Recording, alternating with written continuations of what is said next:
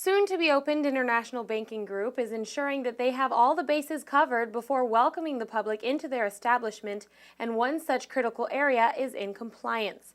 The bank has recruited Paul Coleman, a veteran of banking and compliance policy and financial services, as vice president of the compliance. Coleman spoke to News 4 about his experience and objective for the bank. I've been operating in compliance and risk management for quite a lot of years.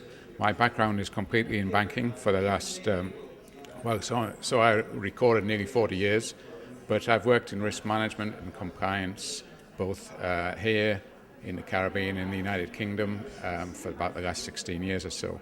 Coleman knows the TCI well, having first worked in Grand Turk as a visiting auditor to Barclays Bank in 1993 and returning regularly to both Grand Turk and Providenciales thereafter. Between 2001 and 2003, he was the Barclays International Banking Director and Chairman of the TCI Country Management Committee. Coleman told News 4 about the role he will be filling at the new bank. Compliance really is looking at the bank's rules and procedures and making sure that everything is right. But to be honest, here's a little bit of a unique occasion for me in the fact that we're starting from a blank sheet of paper. So it wasn't just looking at the rule book that's already here, it was designing the rule book.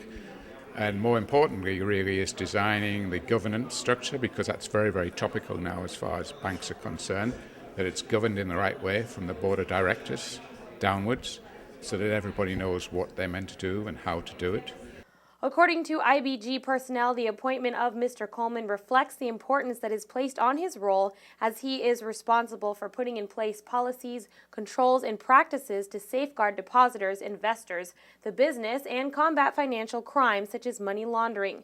The bank hopes to use his expertise especially in the area of training. I've done some training already on anti-money laundering, which is very, very important for both the bank and the Turks and Caicos Island. It's been very well received.